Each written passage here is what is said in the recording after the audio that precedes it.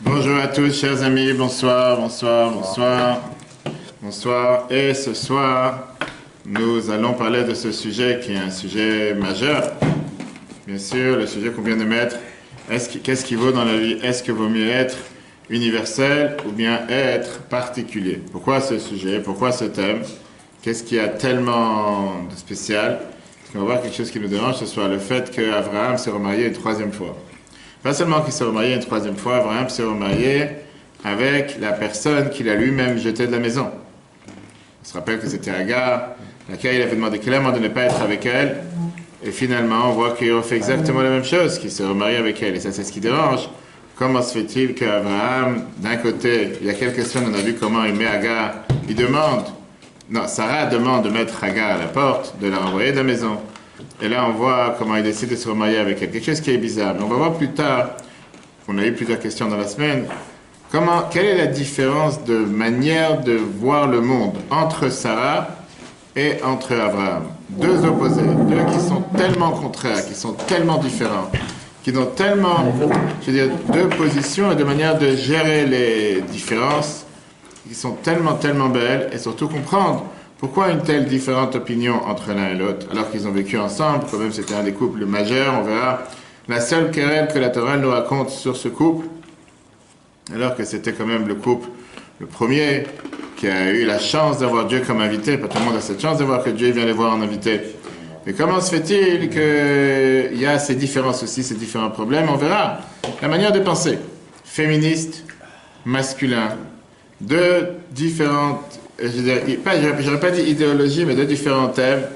On verra surtout qu'est-ce que cela nous apprend dans la vie de tous les jours, parce que ça c'est l'essentiel. On n'apprend pas la paracha comme un livre d'histoire, mais on apprend la paracha comme un sens et comme un enseignement quotidien avec lequel on doit vivre. Et c'est pour ça qu'on va voir comment se fait-il que la paracha qui s'appelle Chaye Sarah, la vie de Sarah, cette vie de Sarah, néanmoins, on commence la paracha avec quoi?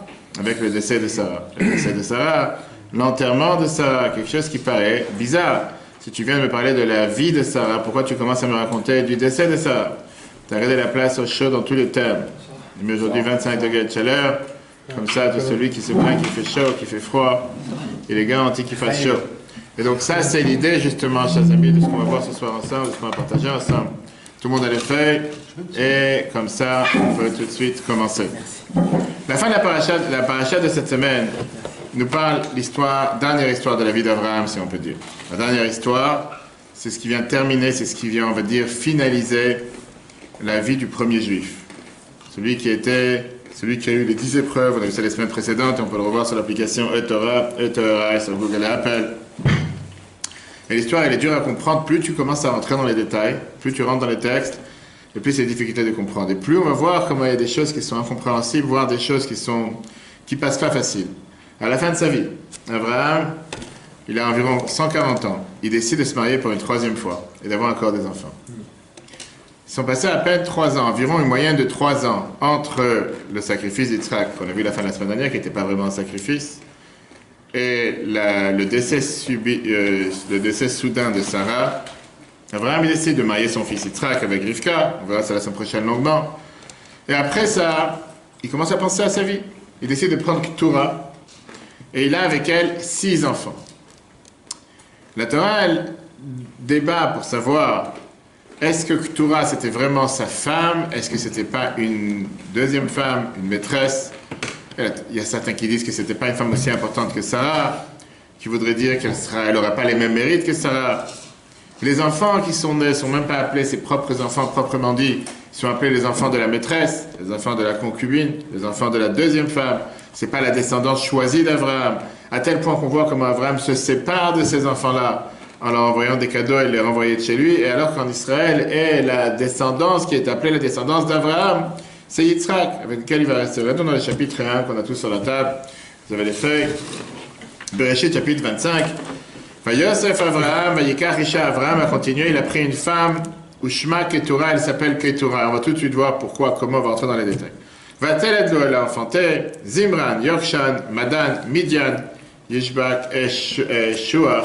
En 2 mots, on parle ici des différents 6 enfants, les 6 noms.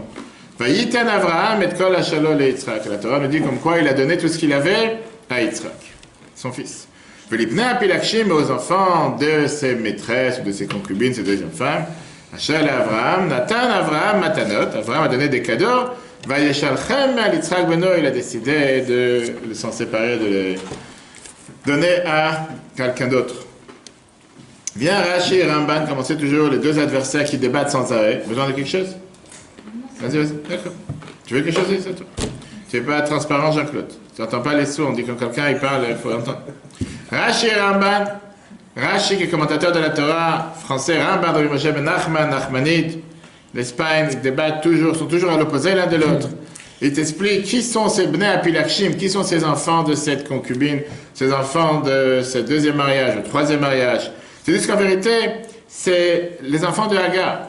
Ktura, pour elle, ce mariage, c'était comme un mariage secondaire. Regardons ce qu'il te dit, les Bnei Apilakshim. Mais Hagar, c'est pas Ktura. Tout de suite, on va te dire que oui, attends, on commence. On commence à rentrer dans la mayonnaise, comme on dit, tu vas voir. Les Bnei Apilakshim, d'après le sens simple, puisque c'est dit qu'il Yitzhak le Chazara, puisque Dieu il a clairement dit que c'est Yitzhak qui sera ta descendance, velo bezera acher et pas une autre descendance. Hayu kol nashav pilakshim, toutes les femmes en dehors de Sarah qu'il a eues, c'était des pilakshim, qui veut dire des concubines, maîtresses, etc. Lo hayu nershavot le nashim, on ne les a pas considérées comme ces femmes, pour te dire, chez Ein Zaran Beyershav, qu'il n'était pas intéressé à leur donner un héritage. En deux mots, oui, c'est des femmes, des enfants, mais c'est pas vraiment sa vraie famille. Là, l'histoire, elle est bizarre. D'abord, quel est le but de se marier avec une troisième femme?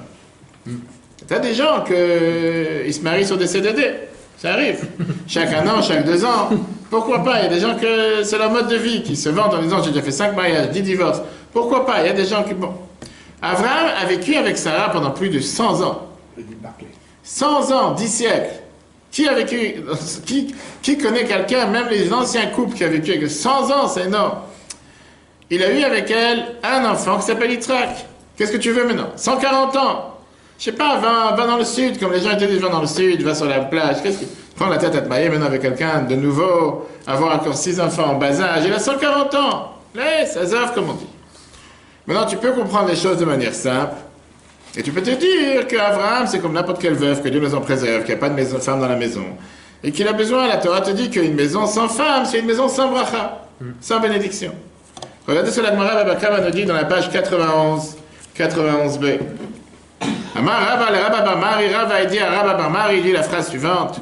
Mamakor Apidgam, d'où vient cet adage? Omer, Adam, que disent les humains, Shishim vechad machovim la Adam, il y a 61 malheurs ou douleurs à une personne. Quand tu vois ton ami manger, et lui il ne mange pas. C'est quoi cet adage? À l'époque, vous avez l'habitude de dire une phrase pareille. Dirtiv, il te dit, c'est écrit, il a fait entrer Yitzhak dans la tente, ou tu vas et c'est écrit après, Yosef Avraham a rajouté, il a pris encore une femme. En deux mots, le fait que Yitzhak s'est marié avec Rivka, le fait que le fils d'Avraham s'est marié avec Rivka, ça a fait en sorte que Yitzhak il s'est dit, bah tiens, Abraham s'est dit, si mon fils est marié, il est temps que moi aussi je me marie. En deux mots, c'est quelque chose qui est comme bizarre, c'est-à-dire il a vu que son fils est marié, il est devenu tout d'un coup jaloux, il s'est dit, ah mon fils est marié, il faut que moi aussi je me marie. Comme j'ai dit tout à l'heure, c'est quelque chose qu'on parle quand même d'Abraham, c'est quelque chose qui nous dérange de dire une chose pareille. Et surtout qu'après toutes les parachiotes importantes qu'on vient de voir jusqu'à présent, qui nous ont montré comme quoi Abraham c'était vraiment la personne la plus idéale, la personne la meilleure, la personne qui était vraiment celui qui a parlé avec Dieu, celui que Dieu parle à travers lui, Dieu est venu le visiter, et qui s'est tellement effacé face à Dieu. On aurait pu penser qu'on va considérer Abraham quelqu'un de beaucoup plus, important que juste un simple veuve qui n'a pas, malheureusement, que sa femme est décédée, qu'il a besoin de se marier avec une autre femme. Et la question qu'on a demandé tout à l'heure, ce qui dérange le plus, c'est qu'est-ce que tu cherches avec cette nouvelle femme? Qu'est-ce que tu cherches à avoir? Que tu cherches juste quelqu'un qui va faire la vaisselle à la maison, quelqu'un pour sortir, pour bronzer ensemble. Encore une fois, on parle quand même d'Abraham, on ne parle pas ici de quelqu'un qu'on ne sait pas, qu'on comprend. C'est quand même celui qui était, on a parlé la semaine dernière, la semaine d'avant, père du monothéisme, celui qui a dévoilé Dieu à toute la planète, celui qui a fait tellement de choses importantes sur Terre. Et tout d'un coup, tu viens et tu dis que quoi? Que non, c'est quelqu'un que, bon, il avait besoin d'avoir une femme, il ne pouvait pas rester tout seul. Comme on dit, c'est bizarre. C'est quelque chose que c'est difficile à comprendre, difficile à croire. D'accord? Quelque chose qui est difficile à comprendre et pour ça qu'on cherche à comprendre. Ça, c'est numéro 1. Numéro 2, ce qu'on voudrait comprendre ce soir. Comme j'ai dit tout à l'heure, quel est le but de vouloir se marier et pas seulement se marier et avoir 6 enfants. 6 enfants pour remplir le monde avec, on va dire, des non-juifs. Au final, il n'y a pas de peuple juif à l'époque. La Torah te dit tout de suite qu'il considère ses enfants comme des mnei apilakshim, en 2 mots comme les enfants des concubines, des maîtresses. C'est pas vraiment ses enfants. En 2 mots, des enfants de servantes, qui n'étaient pas du tout de sa descendance. Qu'est-ce que tu avais besoin? Tu avais déjà un enfant qui s'appelait Yitzhak, un enfant qui s'appelait Ishmael et Sava. Qu'est-ce que tu as besoin d'avoir encore un enfant? En particulier, cette question elle dérange, puisqu'on va voir, d'après ce que le Shach nous dit, le Sifte Cohen, qu'une partie de ces 6 enfants nous cause des torts jusqu'à aujourd'hui. Ces enfants qui sont nés, ce sont ceux qui nous ont causé et qui continuent à nous causer le maximum, le plus de torts jusqu'à nos jours. Ce n'était pas suffisant d'avoir des enfants pareils qui viennent de Ham ou de Yefet, des autres enfants de Nord. Tu as besoin d'avoir, toi, ces enfants. Regardez comment le Shach, le Sifte Cohen sur la Torah nous dit, la fin du paragraphe 1. Malola Abraham, qu'est-ce qu'il a besoin d'Abraham, le Olid? D'avoir des enfants, Elou Amishpachot, ses familles, Shem Kot Machiv le Israël. C'est une épine qui fait du mal au peuple juif. Je veux dire, il n'était pas censé savoir, encore une fois, on parle d'Abraham. Il y a là d'être Midian, on a vu qu'il a eu Midian. C'est de 7 enfants que plus tard sont descendus Bilam et tous ceux qui ont fait du mal au peuple juif.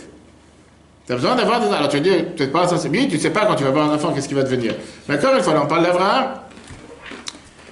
Et comme j'ai dit, et ça c'est encore une fois les questions faciles. La question la plus dérangeante, la question qui dérange le plus, c'est que si tu respires et tu réfléchis à un instant qui vient de se passer dans la chronologie des événements, comment tu peux te marier avec une femme qui était la peste, qui était l'ennemi numéro 1 de ta femme, que ta femme l'a jetée, ta femme n'en voulait pas, ta femme voulait que tu te sépares d'elle. Soi-disant, tu attends que ta femme est morte, et maintenant tu dis, ah maintenant ma femme elle est enterrée sous terre, maintenant je vais me marier avec elle. Mais c'est pas dit que c'est elle. Tout de suite, seconde, ça fait 2 fois que tu demandes, 3e fois c'est clair, attends une seconde. J'ai entendu, tout de suite, tu vas voir. Comment Abraham, il peut faire une chose pareille à Sarah, il se remarie avec Torah, comme on va tout de suite voir que d'après certains avis, c'était Agar. Cette femme que Sarah, elle a décidé de renvoyer de chez elle. Et Dieu, il leur donne, Dieu, il dit, tout ce que Sarah t'a dit de faire, tu feras. Et maintenant, il reprend cette femme à la maison. C'est quelque chose qui est quand même bizarre, c'est quelque chose qui n'a pas de... C'est pas seulement c'est bizarre, c'est quelque chose qui est incompréhensible, c'est quelque chose qu'on ne comprend pas. Comment est-ce possible qu'Abraham est capable de faire une telle chose à sa propre femme? C'est quelque chose qui dérange quand même. Alors pour répondre à ta question, puisque tu étais tellement patient, Rajba vient dire dans le numéro 2, K'tura, c'était qui cette K'tura? Le fils Abshad, après le sens simple, Zou Agar. Ça c'est Agar. Mais Rédicrève de Shemacher, on l'a appelé dans notre nom. Donc il dit, on parle clairement du personnage que Sarah demande à Abraham il y a quelques temps, je ne peux pas la voir. Pas juste par méchanceté, on va tout de suite entrer dans les détails. Quel était le problème? C'est juste une jalousie, une querelle entre femmes, que tu peux pas avoir de femmes. Qu'est-ce qui dérangeait exactement? Tout de suite voir les détails. Et comment il a retrouvé? Parce qu'elle est partie depuis... Tout de suite. Attends, on va rentrer. Alors, ça c'est le point qui, je dis, ce qui dérange le plus dans toute cette histoire, se remarier avec la personne que... Bref. Maintenant, on va rentrer encore plus dans les questions. Parce qu'il y a quelque chose qui dérange encore plus. Par rapport aux autres femmes, la Torah, elle te mentionne à chaque fois, elle te dit d'où ils viennent. Quelle est leur généalogie. Toujours. Sarah, elle te dit qu'elle était sa nièce, la fille de son frère Aaron. Très bien. Hagar, quand on a parlé de Hagar au départ, on dit Hagar à Mitzrit, l'égyptienne. Rachid te dit que c'était la fille de Pharaon. Le premier Pharaon. Qu'elle a vu la sainteté de Sarah. Et à ce moment-là, Pharaon a dit la phrase suivante. Rachid a dit, on a vu ça la semaine dernière. Vaut mieux que ma fille soit une servante dans cette maison qu'elle soit une patronne dans une autre maison. En 2 mots, je veux que ma fille puisse vivre à travers dans la maison de Sarah. Pareil quand on parle des femmes de Esav qui viennent des autres pays, la Torah elle va toujours te dire d'où ils viennent, de quel pays ils arrivent, de quel endroit. Par rapport à K'tura, la Torah ne te dit rien. Et l'idée derrière Ramban, il vient te dire si la Torah ne te dit rien, parce qu'il n'y a rien à dire. Elle sort de nulle part. Il n'y a rien de spécial à dire. C'était une simple servante kénaanite locale qui faisait le ménage à la maison d'Abraham, sans plus. C'est vraiment spécial avec elle. C'était pas qu'elle est venue, je sais pas, une princesse qui est sortie de quelque part, qui a fait telle école. Rien, il n'y a rien à dire, la Torah n'a pas à parler. Regarde Rambam, quand tu compares les deux commentaires, Rambam et Rashi, c'est vrai que Rambam, parfois, il est dur.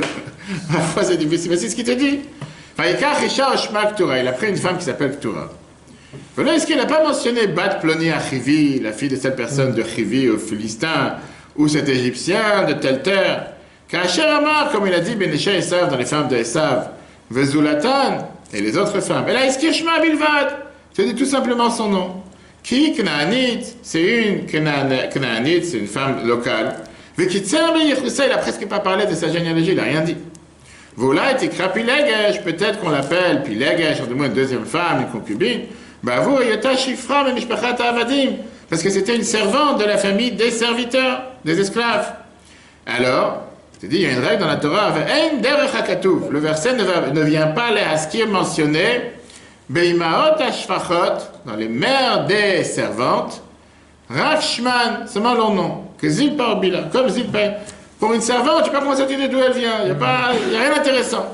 On ne peut pas demander des gens qui étaient racistes, mais c'était comme ça que les gens se passaient. Ça, c'est Rambam. Mais comme on sait très bien que Rambam, ce n'est pas le sens simple du verset.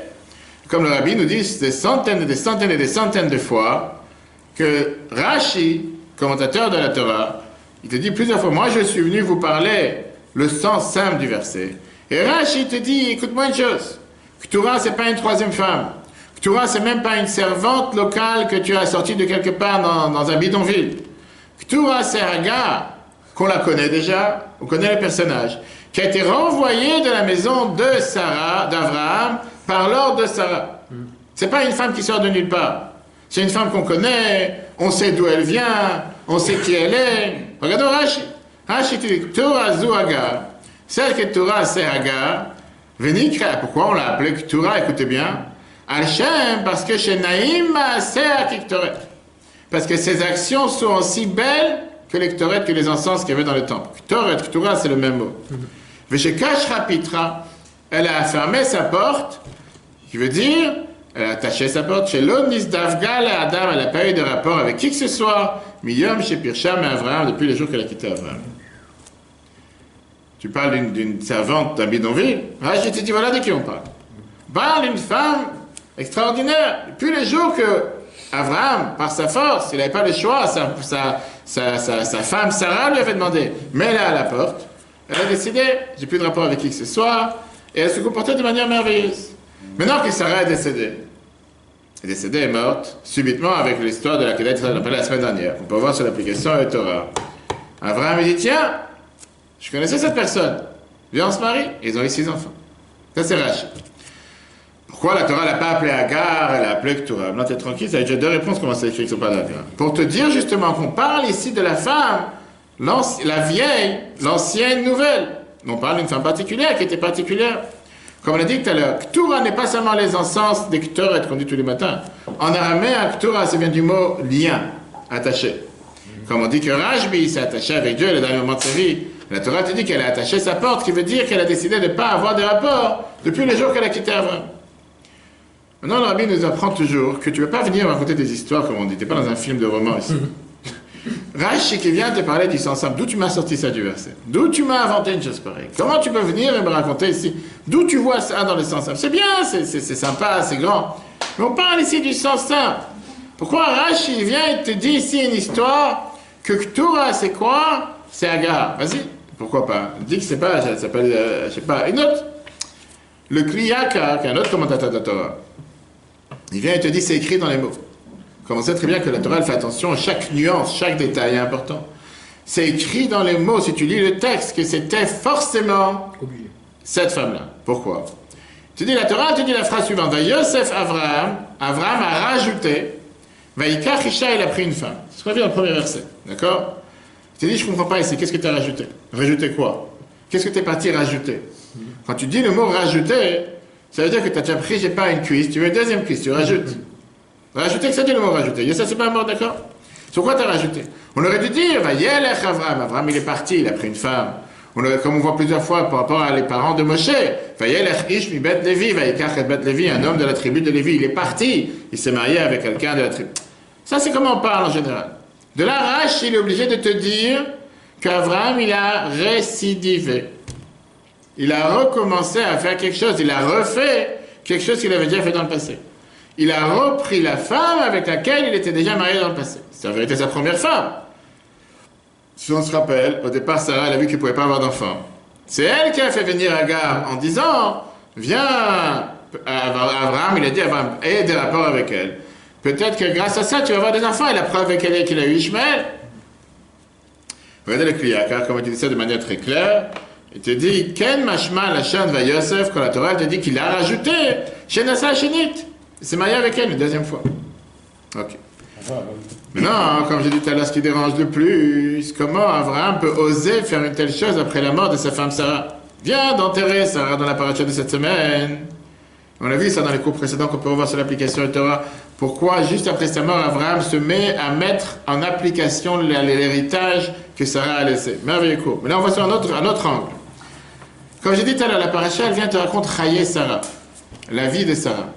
Et comment la Torah te raconte la vie de Sarah? Deux mots, dans Sarah part de ce monde. La Torah va te montrer comment on va pérenniser Sarah, comment on va faire en sorte que Sarah va vivre éternellement, qu'est-ce qu'on va apprendre de valeurs éthiques et morales de Sarah. Ça, c'est ce qu'on va nous raconter. Et là, tu me parles de faire quelque chose qui fait oublier totalement, à l'envers, à l'opposé de l'héritage de Sarah, en se mariant avec la personne qui Sarah ne pouvait pas supporter. Comme j'ai dit tout à l'heure, pour l'instant on est encore dans les questions, après on demandera à notre cher Yohan combien de questions on a déjà dit. Comment la Torah elle a décidé de l'appeler Ktura? Pourquoi elle l'a appelée Ktura? Imagine aujourd'hui tu vas te marier, tu vas te demander comment s'appelle ta femme Ktura, d'où t'as sorti ce nom? Dans quelle langue? C'est en araméen. Pourquoi la Torah elle a dit? Quel rapport entre la beauté et les Ktoret? La Torah dit qu'elle avait des actions qui étaient aussi belles que les Ktoret, que les encens. Il n'y a rien d'autre. Si tu veux parler quelque chose de beau, je sais pas, il y a des autres choses belles sur terre. Tu parlais de la menorah en or qui avait dans le temple. Tu parlais du shulchan apanim, tu parlais de la table où il y avait les pains en or. Tu as juste trouvé les encens qu'il y avait dans le temple pour dire quelque chose de beau. Vraiment quoi, une pelle d'encens c'est quelque chose de beau. De quoi tu parles? Tu cherches à dire quelque chose de beau. Trouve autre chose pour dire quelque chose de beau. Pourquoi forcément de parler des Ktoret en te disant que Naïm a assez à Ktoret que ses actions sont aussi belles que les encens? Il y a des choses mieux. Plus que ça, on va voir. Rashi, il a dit tout à l'heure, quand Agar, il a divorcé, quand Abraham a divorcé de sa femme, Agar, quand il s'est quitté d'elle, elle est partie, c'est pas le mot tâter, elle est partie se promener, être un vagabond dans les déserts de Beersheba. Mais quand elle est repartie en deux mots. Elle est partie dans les maisons, dans ce qui se passait avec son père, dans son pays natal, bref, dans ses antécédents, elle a quitté ça. En deux mots, on parle de quelqu'un, quand le mot que Rashi a employé, quelqu'un qui est perdu. Il sort de chez lui, il ne connaît pas l'adresse, il n'y a pas de Waze. C'est juste quand tu arrives dans un trou en Seine-et-Marne, paf, Waze il te plante. Tout d'un coup, il va tourner. Il a toujours compris que tu es en train de sortir de l'autoroute. Tu es déjà là, il y a 10 minutes dans le village, tu n'as toujours pas compris que tu es en train de dans un village. Mais comme il n'y a pas de réseau, tu es en train de tourner en haut. La même chose. Mais en règle générale, un juif n'est jamais paumé, un juif n'est jamais bloqué quelque part. Là, la Torah emploie ce terme en disant qu'Agar, elle a été renvoyée de chez Abraham, elle ne sait plus où, quoi, ni quand, etc. Maintenant, tout ce qu'on vient de voir nous pose énormément de questions. En deux mots, si on résume ce qu'on va voir jusqu'à présent. Qu'est-ce qui dérange Abraham? Qu'est-ce qui le pousse à vouloir se marier encore une fois maintenant, alors qu'il a quand même un âge avancé avec sa concubine ou son ancienne femme? Pourquoi maintenant avoir avec elle 6 enfants alors qu'il ne va pas les garder forcément pour lui avec lui? Et la plus grande question, pourquoi il cherche à se remarier avec cette femme? À la rigueur, tu vas avoir un 3e mariage, tu vas chercher une autre femme. Qu'est-ce qu'il a de spécial avec cette femme? C'est pas suffisant un chauffage. Sérieux? Qu'est-ce qu'elle a elle? Ah, j'ai peur, j'ai fait exprès de mettre du chauffage. Hein? Qu'est-ce qu'elle a elle de spécial? Qu'est-ce qu'elle a elle de spécial si tu veux? Ok. Alors, avant de pouvoir répondre à ces questions, il faut quand même essayer de comprendre qu'est-ce qui s'est passé. Il y avait vraiment une haine entre Sarah et Ishmael. Qu'est-ce qui a fait que Sarah, elle a cherché à se séparer d'Ishmael? Est-ce que c'est normal, une chose pareille? De vouloir jeter son enfant dans la rue? On voit ça dans les nouvelles aujourd'hui. Aujourd'hui, on a vu qu'on a trouvé un enfant dans le métro, dans le RER, je sais pas quoi, un bébé avec une poussette, personne ne sait qui il est, c'est pas qu'elle a oublié. Tous les jours, tu entends des histoires pareilles, mais c'est combien? Sur 70 millions d'habitants, tu n'entends pas ça tous les jours, c'est pas des choses qui se passent tous les jours, c'est quelque chose de rarissime, quelque chose de pas normal, c'est pas quelque chose que tu peux dire, bon, c'est la norme, c'est pas quelque chose qui est normal. Et ça, c'est vrai que c'est une des explications, un des dossiers, j'ai un ami, Ruben, qui peut-être il est en train de regarder en live, il a posé des questions dessus. C'est un des dossiers qui est dur à comprendre quand tu regardes le texte simple. On va voir les réponses aujourd'hui.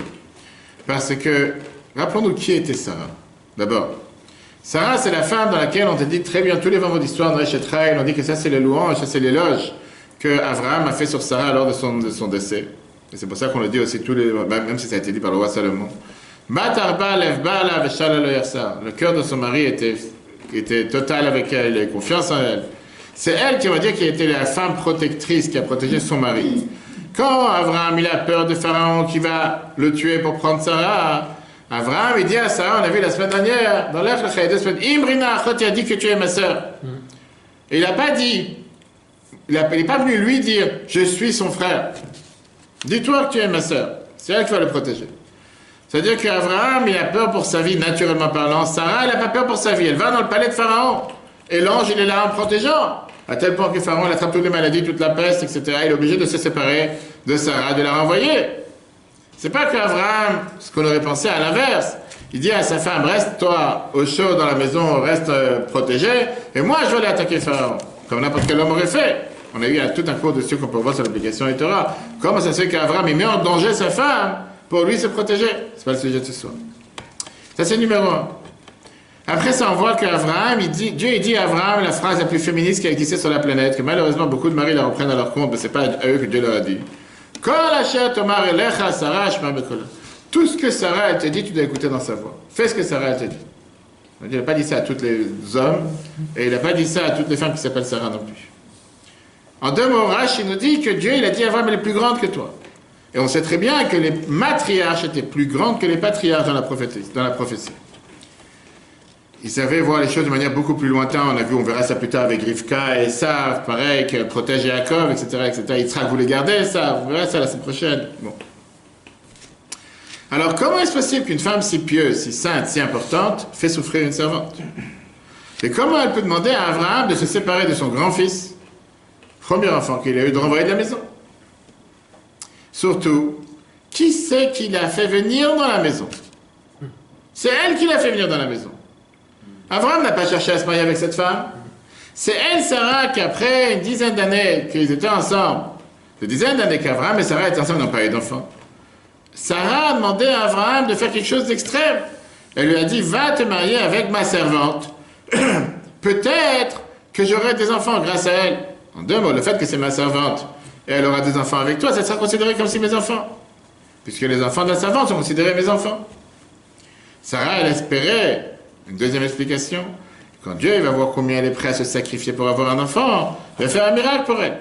Regardons dans le texte, dans le chapitre 16. Sarah, Yeshet Avraham, la Torah nous a dit comme quoi Sarah est la femme d'Avraham. Lo Yaldalo n'avait pas d'enfant. Mais là, Shifra Mitzrit, elle avait une servante égyptienne.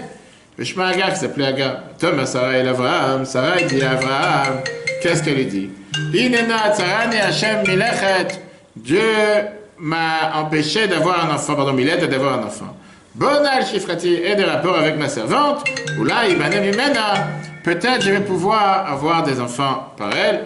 Vaishma Avraham le kol Sarah, et Avraham il a écouté la voix de sa femme Sarah. Viens Ramban Nachmanid de Yermoz et là en Alysion qui a falpiche Avraham il t'avait ben malgré qu'Avraham lui aussi il a ce désir de parenté, de devenir père, d'avoir des enfants. Vous n'avez même pas venu une idée dans la tête de commencer à dire maintenant je vais aller chercher une autre femme à la place de Sarah. Là ça qu'est. Alors pourquoi il s'est marié avec cette deuxième femme? La Sodratson Sarai, il a seulement rempli la volonté de sa femme Sarai, chez Tibane Mimena, qu'il puisse avoir des enfants avec elle. En 2 mots, chez Yela Nachadroa, quelle est satisfaction, Bibne Shifrata, avec ses descendants, avec ses servantes, Osrout ou le mérite, chez Tiskel Evanim Avose, quelle est la chance d'avoir des enfants grâce à ça qu'il a pris cette servante. Qu'est-ce qui se passe? Racontons l'histoire à la suite, M. Jean-Claude. Agar tombe enceinte. Le miracle change le statut de Agar. D'une simple servante malheureuse, elle devient la première mère. Et ça fait que maintenant, Sarah, elle est à un niveau dégradé.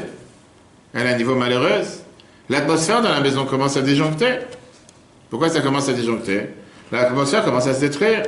Parce que Sarah fait souffrir Agar dans son travail, jusqu'à ce qu'elle n'est plus capable de vivre ensemble dans la maison. Elle est obligée de s'enfuir dans le désert.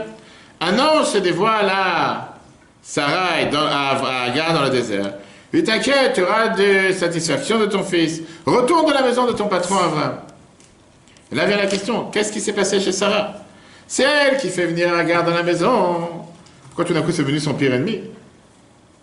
Est-ce que c'est, comme j'ai dit tout à l'heure, une simple jalousie de femme, que puisqu'il y a deux femmes dans la maison, même si la polygamie aujourd'hui c'est interdit dans la Torah, alors pour ça, il y a eu cette jalousie qui fait que tout d'un coup des querelles à longueur de journée, de ça, on est à tel niveau bas, c'est un livre d'amour qui a mal tourné. C'est des rabbinans, ça. De quoi? Non, après, je vois la parenthèse sur la fermeture. Certes, on a l'habitude de le continuer pour les communautés séfarades, communautés ashkénazes sont 100% interdits. Parce qu'on dit aujourd'hui, déjà, tu n'arrives pas à t'en sortir avec une femme, tu t'en sortir avec deux femmes. Tu vois, il y a des gens qui subissent malheureusement. Passe 13 ans. Après, on ne sait pas le sujet.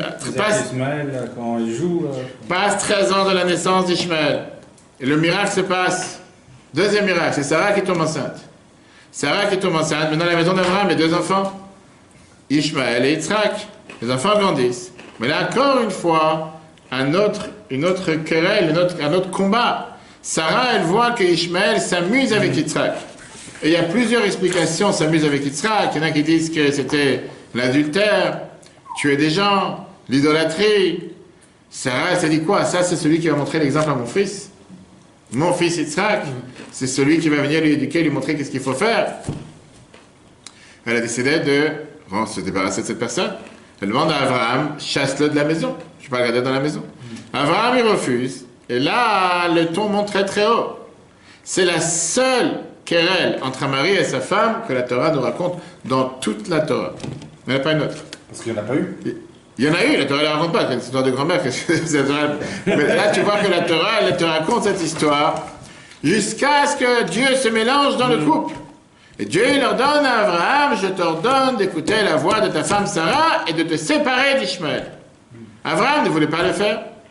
Regardons Bereshit 21. Va terre Sarah ben Agar la Mitzrite. Sarah, elle voit le fils de Sarah, le fils de Agar l'égyptienne. Asher yalda Abraham et Tzachak, elle a donné pour enfant à Abraham en train de rire, en train de s'amuser, comme on l'expliquait, qu'est-ce qu'on voulait dire.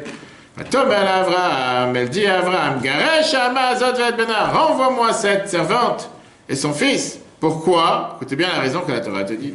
Kilo yirash ben Amazot imbeni mitzrach. J'ai pas envie que le fils de cette servante va hériter ma partie ensemble avec mon fils Israël. Une question d'héritage. Ça veut dire de quoi là il peur Sarah? La question qui dérange le plus c'est l'argument, tu veux renvoyer maintenant quelqu'un dans la rue parce que tu veux pas qu'il hérite, là il va chez le notaire, dis que c'est pas pour lui, c'est tout. Qu'est-ce que tu as besoin? Qu'est-ce que tu as besoin de le renvoyer dans la rue? C'est-à-dire que tout le débat dramatique qu'on a ici, c'est qui va avoir la première part du premier-né? Qui va recevoir deux parts de la richesse du père? Écoute bien encore une fois notre cher ami le Ramban Nachmanide, qui revient à la charge. Il a vécu en Espagne à 800 ans, Ramban.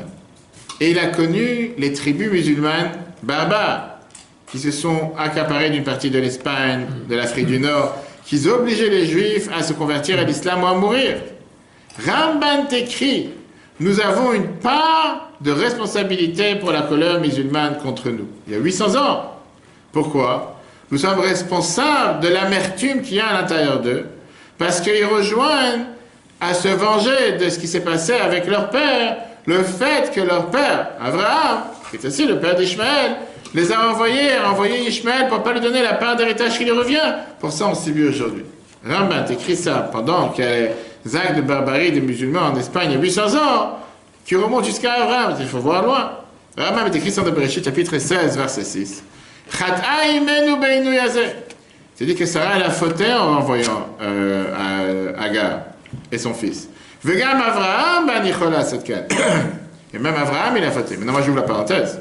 On vient de dire que Dieu lui a dit de le faire. Dieu lui a dit, fais ce que ta femme, elle a voulu. Donc, c'est pas forcément qu'Abraham, il a fait ce qu'il voulait. Mais peu importe. Il dit qu'elle a fauté. Mais Shama Hashem Elonia. Dieu, il a écouté la souffrance de Agar. Nathan Laben, il lui a donné un fils. Chez père et Adam, qui sera un voyou. La Torah nous dit, Ishmaël, c'est un père et Adam. La note pour faire souffrir Zera Avraham et Sarah, les descendants d'Avraham et Sarah, Bechol Minei nous avec tout type de souffrance. Comme j'ai dit, ça c'est l'explication qui ne sont pas le sens simple. On peut expliquer la Torah de différentes façons. Alors, revenons à la question, qu'est-ce qu'elle veut Sarah de Agar? Et comment se fait-il, la question principale avec quoi on a commencé ce soir, comment se fait-il qu'une fois que Sarah décède, Avraham va se remarier juste avec cette femme? alors qu'il l'a jeté comme un torchon il y a quelque temps. Alors, ça, c'est des questions. Le Rabbi Chabad, la Chassidut, nous éclaire ça de manière tellement riche. Comme j'ai dit plusieurs fois, que si on n'a pas l'étude de la Chassidut, si on n'a pas les commentaires de la Chassidut pour nous éclairer ces phrases, on reste avec des questions, on reste avec des problèmes durs. Il y a des choses qu'on n'arrive pas à comprendre. C'est quelque chose qui est difficile. Et pour ça, il faut d'abord commencer avec une Gemara. La Gemara Baba Batra, page 58a, nous raconte une chose des plus bizarres sur Terre. On aurait dit qu'on est dans un zoo en train de voir un gorille et des singes. Écoutez l'histoire. La Gemara te dit la phrase suivante. Rabbi Benar, il était en train de faire ce qu'on appelle comme ils font les architectes, en train de faire, pas de métrage, pas des plans, il est en train de... Métrage. Non, il y a des bureaux aujourd'hui qui sont faits juste pour ça. J'ai oublié dans le nom. Comme des bureaux d'architectes, des études de... Pas des plans. Géométrie. Qui viennent pour pouvoir calculer la surface, la façade, combien de mètres d'un endroit, etc. Rajbam te dit, il rentrait dans la grotte des caves des patriarches, pour voir la longueur, etc., pour pouvoir en connaître à partir de où il y a l'endroit où c'est l'impureté des caveaux, où il n'y a pas d'impureté, c'est Rabbi Benar. Il est rentré dans la cave d'Avraham. Matzah Eliezer, rêve d'Avraham, chemin de la Pétach. Non, la Gemara te raconte cette histoire, d'accord. Il voit Eliezer, le serviteur d'Avraham, il voit Eliezer, le serviteur d'Avraham, qu'il est quoi? Il est sur la porte, en train de protéger la porte de son maître. Ok. Charles Rabbi Benar, il lui demande, non, c'est Avraham. Qu'est-ce qui fait ton maître Avraham? Amar lui a dit, Shochev becheka shel Sarah. Il est allongé dans la main ou sur le coude de Sarah. Ve'i me'ayen et berosho, elle lui enlève les poux de la tête. La Gemara qui raconte. Imagine-toi, tu es aux autres Vincennes en train de voir deux singes, on te fait ça matin jusqu'à ce soir. Amar Rabbi Benar, il lui dit, Lech et Morlo va lui dire, Benar, on met de la pétard que Benar, il est à la porte. En deux mots, si je ne te dérange pas, tu es en pleine intimité avec ta femme, si je suis quand même là, vas-y, tu peux faire ça un autre jour. Amar Avraham, Eliezer, Avraham dit à Eliezer, Yikanes, c'est lui qui rentre, pas de problème. She'en yetzerara ba'olam ha'ou, il n'y a pas de mauvais penchant dans ce monde, et il n'y a rien de mal qui voit ce qu'on est en train de faire. C'est une histoire que la Gemara te raconte. Pour tous nos amis qui veulent apprendre la Gemara, des histoires pareilles, il y en a plusieurs dans la Gemara. Maintenant, qu'est-ce que ça veut dire cette histoire de la vie? Si tu dis c'est encore au sens simple, je veux dire complètement, tu dis qu'est-ce qui se passe? D'accord? La vie intime d'Abraham et Sarah, comment des poux sont tombés dans la tête d'Abraham, et Sarah qui vient, qui enlève les poux. Je sais pas, j'ai pas de cheveux, tu vois, c'est un des avantages. Vient le Rajba, il vient et te dit qu'en vérité, c'est un métaphore. Je ne suis pas si bête pour penser que tu es parti au zoo. Pas te raconter des choses pareilles. De quoi on parle? Regarde comment le Rajba te dit ça dans le volume 1, chapitre 418. Là, c'est pas possible que le patriarche saint, dans la cave des patriarches, au bébé ou bien dans un cimetière, il y en a Agou et Lou, ils vont se comporter à Minagim, à Prutim, ces coutumes les plus basses, qu'on a l'habitude de faire dans ce monde. En mangeant et buvant, mais plus forte raison avec le partenariat des femmes, en étant à côté des femmes, etc. Et surtout cette qualité de toucher, qui est le plus bas de l'heure. On est bien obligé de dire, c'est tout un métaphore. Le Rajba te dit, prends pas ça au premier degré, c'est pas si bête. Pas ici en train de lire un livre, je sais pas, des histoires banales, simples, sales. Alors, quelle est la métaphore ici? Quel est l'exemple? Qu'est-ce que la Gemara va te donner comme illusion? À quoi elle va allusionner en te racontant cette histoire d'Abraham et Sarah? Abraham et Sarah, d'abord, on a vu ça la semaine dernière, celui qui se rappelle, c'est dans le Drage, je crois, pour voir sur l'application et Torah, le fait que ce n'étaient pas des grands théologues, des grands penseurs, des grands hommes de bonté. La Torah te dit qu'Abraham et Sarah, la particularité, c'était les patriarches et les matriarches. Comme on a vu, alors qu'ils ont fait d'énormes grandes choses. Mais la révolution planétaire qu'ils ont cherché à faire, c'est qu'est-ce qui va rester derrière eux? Enfin, qu'est-ce qu'ils vont laisser d'eux? C'était les premiers dans l'histoire qui ne se sont pas posé la question qui je suis, mais qu'est-ce que je laisse après moi? Ils n'ont pas seulement agi comme des géants, mais se sont battus pour donner une continuité, pour faire de leur histoire familiale que le monde entier réalise qu'il y a un Dieu sur terre. Avant Abraham, il y avait déjà des gens importants qui ont parlé avec Dieu, ils ont communiqué avec Dieu. Mais c'était tout ce qu'on appelle du usage unique. Par exemple, ils ont existé, ils ont influencé, ils ont impacté, mais le moment où ils ont disparu, On n'entend plus parler d'eux. Il n'y a plus rien. Adam était quelqu'un qui a été créé par Dieu. Dieu, il a rassemblé des tas de la terre, la poussière, il a fait son corps. Noach était la deuxième grande personne que la Torah en parle. Il a eu tellement de louanges que la Torah te raconte sur lui. Noach, il a trouvé grâce aux yeux de Dieu. Noach, c'était un tzaddik, tamim. C'était quelqu'un de pieux dans sa génération. J'ai vu que c'était quelqu'un qui était tzaddik dans sa génération. Qu'est-ce qui reste? Qu'est-ce qui est resté de tous ces gens-là? Qu'est-ce qu'on en parle? Nulle part. Rien. On n'en parle plus. On dit quoi? Les pommes, ils sont tombées très loin de l'arbre. Caïn, on ne préfère pas en parler. Hevel, il a été tué jeune. Le Chet, le troisième fils, on n'en parle même pas. Les enfants de Noach, on n'en parle même pas. Cham, qui est celui qu'on en parle, lui, on dit des choses abominables sur lui. Bref, en deux mots, on ne veut même pas en parler. Abraham et Sarah, ils arrivent, et tout d'un coup, la Torah dit, c'est plus des êtres humains à usage unique, ça devient des parents. C'est pas que moi-même je suis grand, que je peux parler avec Dieu, mais je suis capable de créer un mouvement.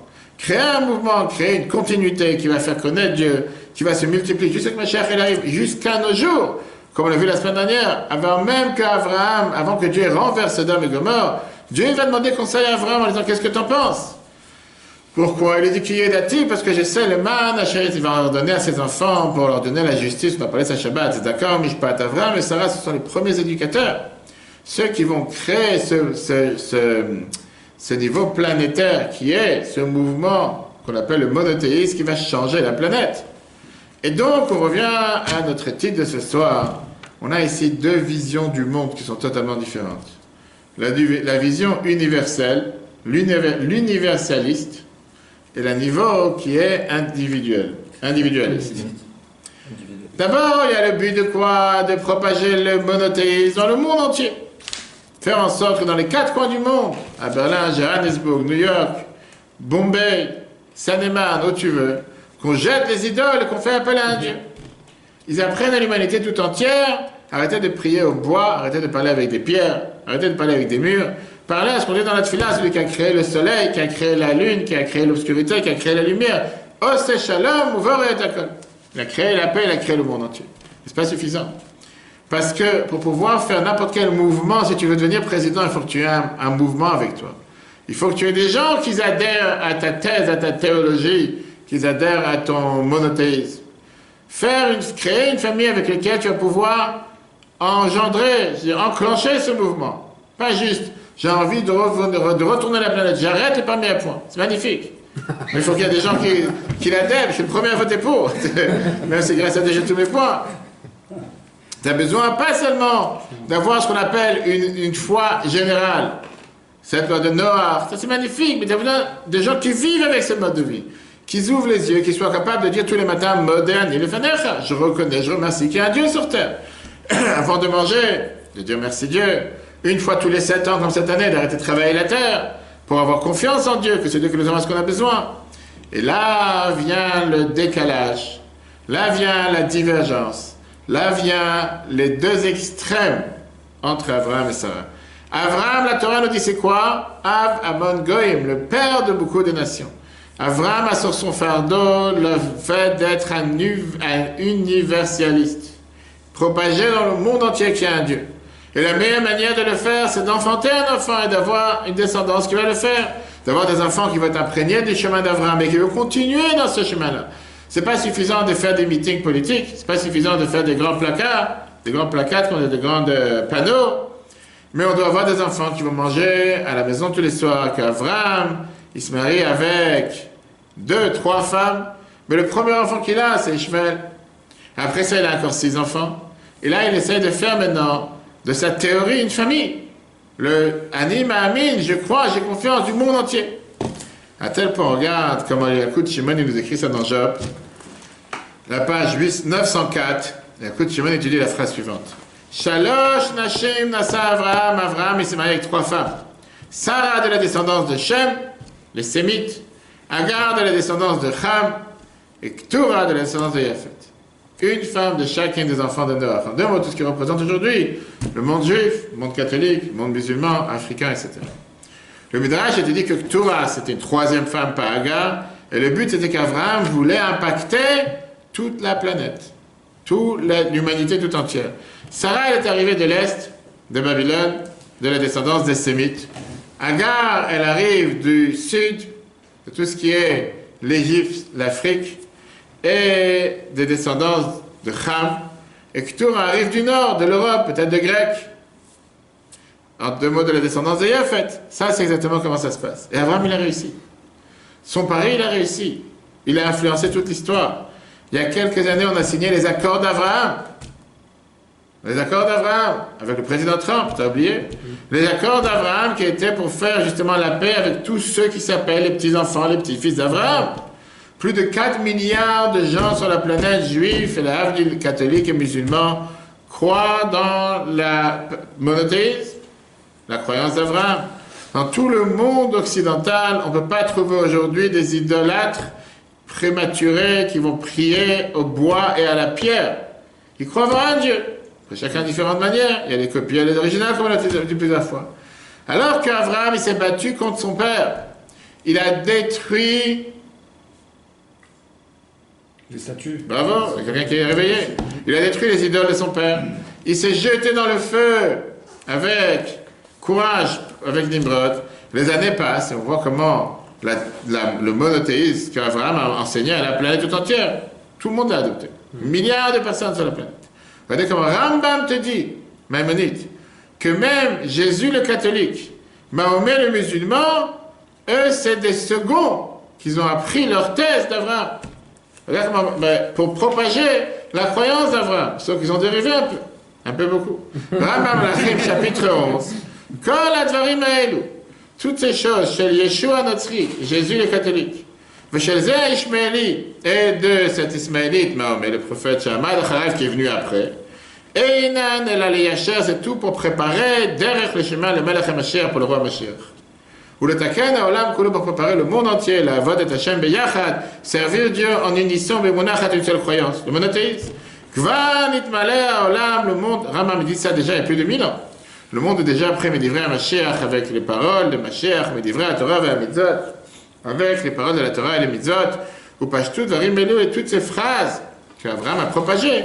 Ils se sont maintenant propagés dans des îles lointaines, Béamim, Arlelev, et dans des mondes, dans des peuples totalement fermés. Tout d'un coup, ils ont adopté le mode de vie d'Abraham. Ça, c'est l'universaliste. À l'opposé, tu as Sarah. Alors qu'Abraham, il a 3 femmes et 8 enfants, Sarah, elle a un mari et un enfant. Abraham, c'est le Havamon Goy, le père de toutes les nations. Sarah, c'est Imenu, la mère du peuple juif. Sarah, elle se bat pour pouvoir créer ce mouvement et créer surtout ce qui va être le moteur derrière la révolution. Qu'est-ce qui va être celui qui va tenir le message d'Abraham pour tous ces autres peuples? Qui va tenir l'original, pas la copie. Les années passent et ces deux buts se cognent. Ces deux devises sont à l'opposé l'une de l'autre. Est-ce que notre message, comme j'ai dit tout à l'heure, c'est un message essentiellement universel, le message du peuple juif? Ou bien le message du peuple juif, c'est un message individuel?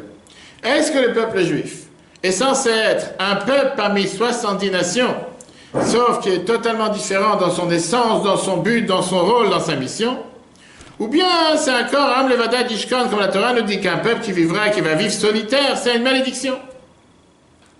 Ou bien la plus grande bénédiction de ce qui a fait qu'on a survécu à travers tous les mouvements et tous les pogroms et toutes les difficultés, parce que nous sommes solitaires parmi les nations. Sarah, elle a peur quand elle voit quelle place prend Agar et Ishmaël dans la maison. C'est vrai que c'était au départ son idée et son désir de faire entrer Agar dans la maison. Quand elle voit comment Agar, elle lève la tête et elle devient la femme essentielle. Après, elle voit comment Yitzhak, il est éduqué par Ishmaël. Elle a peur que qu'est-ce qui va prévaloir, ce sera l'universalisme. Et donc, elle se dit quoi? Le peuple juif ne sera plus une lumière parmi les nations. Il n'aura pas cette spécialité. Il n'aura pas cette unicité. Il n'aura pas cette force, ce courage de pouvoir être différent des autres. Il va être totalement intégré et assimilé, les mots qu'on prononce aujourd'hui des centaines de fois par jour. Ça sera un peuple qui va être totalement influencé de la culture générale, qui va perdre sa spécialité, qui va être totalement anéanti parmi les nations. Et elle ne parle pas seulement du statut du peuple juif. Ce qui l'a dérangé, c'était le statut de la terre d'Israël. Sarah, elle a vu la catastrophe qui s'approche. Il y a un Zohar qui a été écrit de Rabbi Shimon Bar Yochai il y a 1800 ans, écoutez bien, qui te dit des prophéties. Le Zohar a été écrit 1000 ans avant la naissance de Mahomet. Personne n'a pensé à l'époque, un instant, qu'il va venir un jour des descendants d'Ishmaël qui vont venir s'installer à l'avant sur la terre d'Israël et contrôler la terre d'Israël. Le Zohar te dit que pendant 400 ans, le ministre, le représentant d'Ishmaël s'est plaint à Dieu en disant « Je voudrais régner sur cette terre pour mon peuple ». Pourquoi? Parce qu'on a fait la circoncision comme le fils d'Abraham. Et donc nous aussi, on devrait pouvoir régner sur cette terre, gouverner la terre d'Israël. Comme Dieu il a dit, puisque le fait que vous avez fait la circoncision, c'est vide, c'est sans sainteté, que ce n'était pas la même chose que Yitzhak qu'il a fait à 8 jours. La seule manière que vous pourrez gouverner, régner sur la terre d'Israël, c'est quand elle est vide. Quand elle est habitée, quand elle est pleine, quand elle est construite, vous ne pourrez pas la voir, Israël. Passe plus de 1000 ans, une seconde, passe plus de 1000 ans depuis que le Zohar a écrit ça. L'empire turco-musulman a conquis la terre d'Israël. Combien de temps ça a duré? 400 ans jour pour jour. Depuis l'année 1517 à 1917, à ce moment-là, les Anglais sont venus et ont pris la terre d'Israël. Le Zohar te dit que Ishmaël s'est plaint à Dieu en disant on voudrait pouvoir conquérir et obtenir cette terre. Dieu lui a dit il n'y a pas de souci. 400 ans chez Jacob, tout le temps qu'elle est vide. Pas quand elle est habitée. Quand elle est habitée, c'est pas pour vous. Le Zohar d'Envoyer à page 198 te dit 400 ans, le responsable des enfants d'Ishmaël a demandé à Dieu Ishmaël s'il circoncis. Alors pourquoi il ne pourrait pas avoir une telle partie dans la terre d'Israël comme Yitzhak? Qu'est-ce que Dieu il a fait? Dieu il a dit je suis prêt à t'accorder une partie dans cette terre grâce à la circoncision. Et que les enfants d'Ishmaël vont régner sur la terre au moment où elle est vide, où elle est inhabitée. De la même manière que leur circoncision qu'ils ont fait, elle est considérée vide, sans sainteté. Et ils vont empêcher à ce moment-là le peuple juif de retourner sur la terre d'Israël. Ça a duré que 400 ans. Revenons maintenant à notre chère Gemara qu'on a vu tout à l'heure, qui était la Gemara Baba Batra avec l'histoire des poux dans la tête d'Abraham. T'es là, t'es là, t'es pas là. Tu te rappelles les poux avec les os, les oiseaux d'anciennes, t'es là. On est passé par plusieurs villages. Qu'est-ce qu'on a dit là-bas?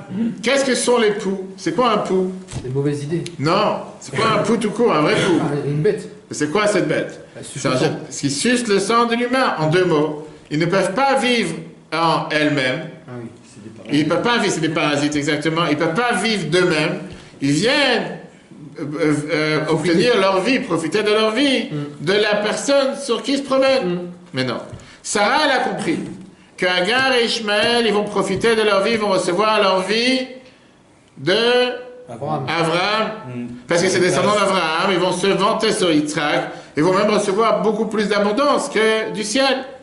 Sarah, elle renvoie l'époux de la tête d'Abraham. Rappelons-nous la métaphore. Et donc, qu'est-ce qu'elle veut faire en renvoyant l'époux de la tête d'Abraham? Elle veut canaliser, elle veut centraliser l'abondance de qu'est-ce qu'Abraham donne sur le monde. Elle préfère dire que l'essentiel, celui qui doit recevoir, ça soit Yitzhak. Et Dieu, il lui donne raison.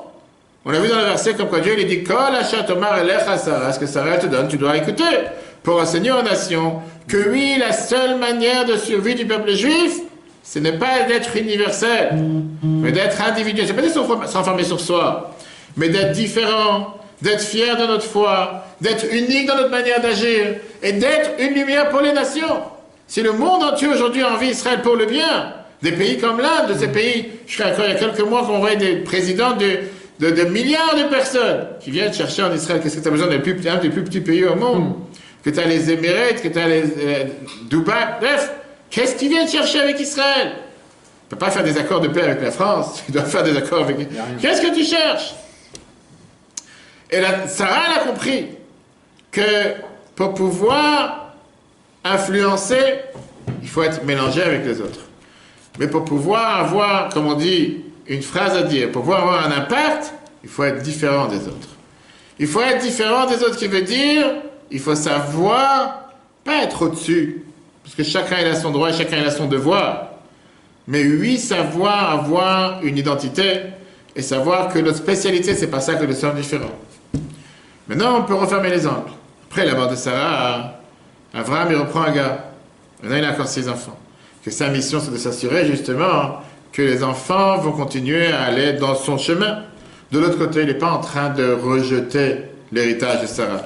Parce qu'au contraire, qu'est-ce qui se passe juste après? On dit qu'il a donné à Abraham tout ce qu'il avait à Yitzhak, et qu'aux enfants de cette concubine, aux enfants de cette maîtresse, il leur a donné des cadeaux. Il les a envoyés de Yitzhak. La Torah te dit que justement, Abraham, il a compris Le message de Sarah qui est vital et important, que tout doit être canalisé par rapport à Yitzhak. Donc il a donné la place essentielle à Yitzhak. Il a fait ce qu'il fallait dans dans le cadre que Sarah lui a placé. Donc c'était la meilleure manière, après le décès de Sarah, de montrer comme quoi Abraham, il a internalisé cet héritage de Sarah, il a mis ça en application. Regardez comment la Bible explique ça de manière merveilleuse dans l'écoute Sichot 15, page 147. Abraham, la photo derrière, c'est le Rabbi Lubavitch. Abraham, là, Yara Kavi Yitzhak. Quelqu'un a demandé si c'est quelqu'un. Abraham, là, Yara Kavi Yitzhak. Abraham n'était pas seulement le père d'Yitzhak. Il a également vu Ishmaël, le père d'Ishmaël. Au contraire. Ishmaël ne l'a défini Yitzhak. Ishmaël, il est né avant Yitzhak. Haïd, ça veut dire. Abraham, ou Enora Kavi Amayodi, Abraham n'est pas seulement le père du peuple juif. Il a également vu Arumot, le père de toutes les autres nations. Comme Dieu il a dit, Av Amon Goyim Netaticha. Je t'ai mis un peur parmi toutes les nations. L'Oumadzot, en contrepartie, Sarah était Rakimo chez Yitzhak. Sarah n'était pas la mère de toutes les nations, elle était la mère de Yitzhak. Le Kaaba Avodatam Baolam, pareil dans leur service dans le monde, dans leur travail dans le monde. Avraham, Pirsem et le Kout, le Chol Baolam. Avraham, il propage le judaïsme à tout le monde entier. Ad Afilula Ravim, Shemishtachavim La Falaglem, jusqu'à même aux passants, aux Arabes qui se prosternaient la poussière de leur tête, de leurs pieds, comme on a vu la semaine dernière, c'était une forme d'idolâtrie à l'époque. Le Umazzot, de l'autre côté, Sarah et Nika, Sarah, elle a donné à Ashpar une influence rak le Misheraoui, seulement celui qui est apte. Qui fait assez proche sur le Bibena, comme l'histoire de Bibena sur la carte des patriarches avec les poux dans la tête. Je vois que certains vont pas bien dormir ce soir. La reine Sarah te va, c'est pour ça que Sarah, elle demande, Garesh et Bena, Mazat et Bena, renvoie-moi cet enfant, cette maîtresse. Pourquoi? Que de la Havdil, pour pouvoir faire une différence. Ben à chef à Ishmaël, l'abondance que donne à Ishmaël et l'abondance que donne à Yitzhak. Puisqu'il se passe une chose pareille, c'est le meilleur nom qu'on aurait pu donner à la paracha de cette semaine, la vie de Sarah. Parce que là, on voit comment la vie de Sarah est éternelle. Même une fois qu'Abraham, il continue à faire passer l'héritage de Sarah, il le fait d'une manière que ça va seulement de la manière comment Sarah le voulait. Il ne continue pas cet héritage en faisant ce que lui il fait. Maintenant, revenons à une question qu'on a posée tout à l'heure. Pourquoi elle s'appelait Ketura? On a dit que Ketura a quel rapport avec les encens? Pourquoi la particularité des encens? Pourquoi on n'a pas dit qu'elle était aussi belle que la menorah en or?